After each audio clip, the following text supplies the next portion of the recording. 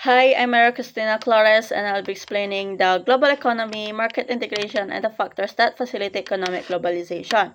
The global economy is how all the countries in the world are connected through buying, selling, and trading goods and services.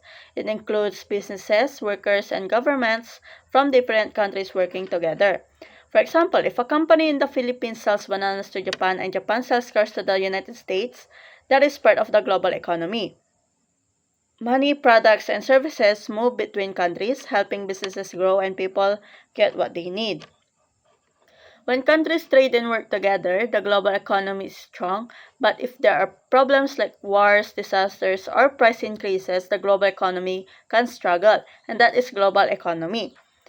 Market integration is how different markets are connected and affect each other. It happens when products, prices, and businesses in different places become linked through buying, selling, and trading. For example, if the price of rice goes up in one country, it might also go up in another country because they trade rice with each other. This happens because markets are linked and changes in one place can influence another. When markets are well integrated, prices of goods and services in different places become more similar. People and businesses can buy and sell products more easily across countries.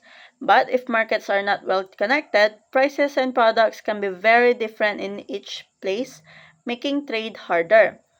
Market integration helps businesses grow, improves access to goods, and makes the economy more connected worldwide. So, from the economic globalization happens when countries become more connected through businesses, trade, and culture. This means that products, money, and even ideas can easily move from one country to another. One big reason for this is technology. The internet and mobile phones make it easy for businesses to communicate and trade across the world.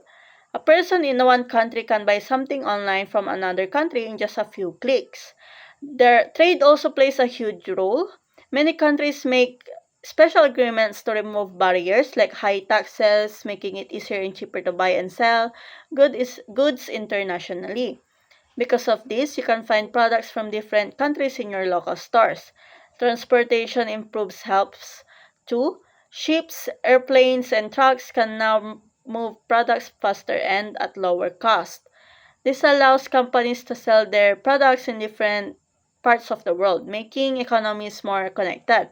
People moving to different countries for work is another reason why globalization happens. Many workers travel abroad for better jobs, bringing skills and knowledge with them.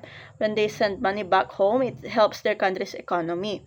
All of these things together make economies more connected. Countries rely on each other for trade, jobs, and businesses growth, making globalization a major part of how the world works today.